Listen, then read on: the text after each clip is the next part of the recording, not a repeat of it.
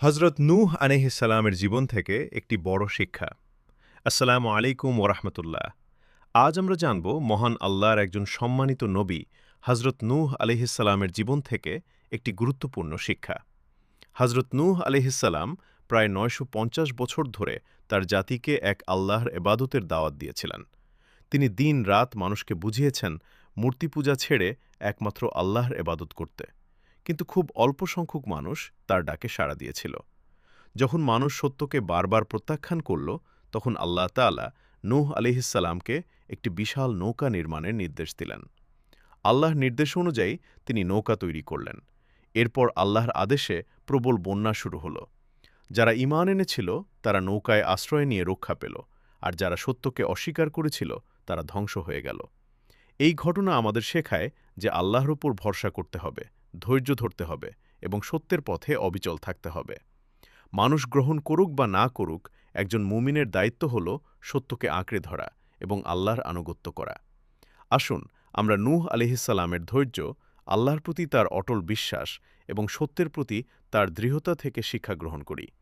আল্লাহ তাআলা আমাদের সবাইকে কুরআন ও সুন্নাহর পথে চলার তৌফিক দান করুন। আমিন। আল্লাহর ৯৯টি সুন্দর নাম আসমাউল হোসনা। প্রথম ২৫টি বিসমিল্লাহির রহমানির রাহিম। ১। আর রহমান পরম দয়ালু। ২। আর রহিম অতি দয়াময়। ৩।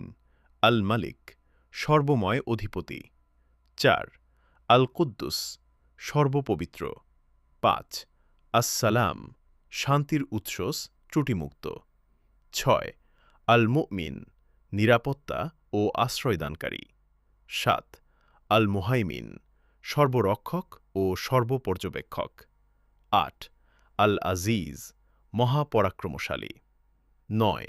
আল জাব্বার মহাশক্তিধর, সবকিছু সংশোধনকারী। ১০। আল মুতাকাব্বির প্রকৃত মহিমার অধিকারী। ১১।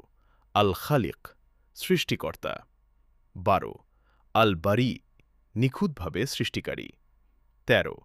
আল মুসাউইর আকৃতি ও অবয়ব দানকারী। ১৪।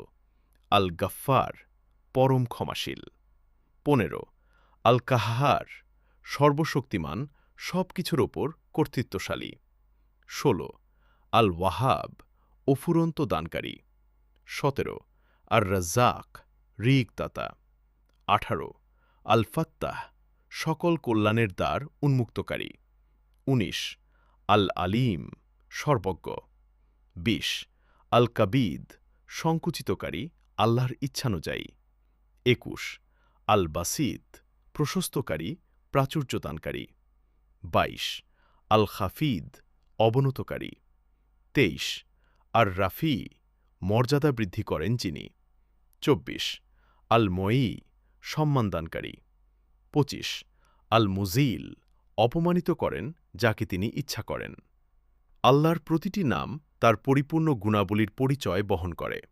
এই নামগুলো জানা, অর্থ বোঝা এবং দোয়ায় ব্যবহার করা একজন মুমিনের জন্য অত্যন্ত উপকারী।